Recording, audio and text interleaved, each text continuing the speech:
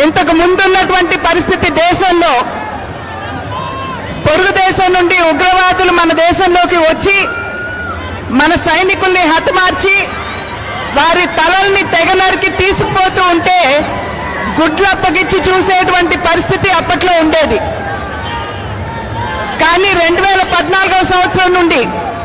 ఒక సమర్థవంతమైనటువంటి నాయకత్వం, ఒక దృఢమైనటువంటి నాయకత్వం దేశానికి లభించిన తర్వాత దేశ ఆంతరంగిక భద్రతతోటి అదేవిధంగా దేశ సార్వభౌమత్యంతో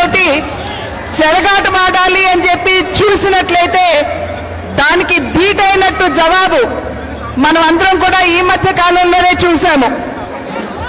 ఏప్రిల్ 22 26 అమాయకులైనటువంటి భారత పౌరుల్ని పొరుగు దేశం నుండి వచ్చినటువంటి ఉగ్రవాదులు పొట్టన పెట్టుకున్నప్పుడు మా ప్రజలతోటి వారి ప్రాణాలతోటి చెలగాటమాడినట్లయితే ఇదే మా జవాబు అంటూ పొరుగు దేశంలో ఉన్నటువంటి ఉగ్ర స్థావరాన్ని ధ్వంసం చేసి ఆ తర్వాత పాక్ మన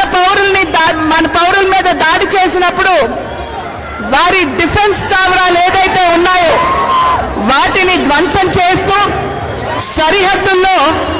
వారి ప్రాణాల్ని సైతం లెక్క చేయకుండా భారత రక్షణకి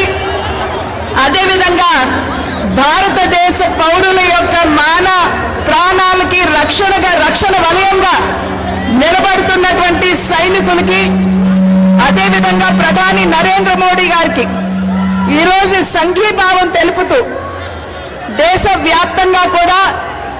తిరంగా యాత్రలు తీయడం జరుగుతున్నది.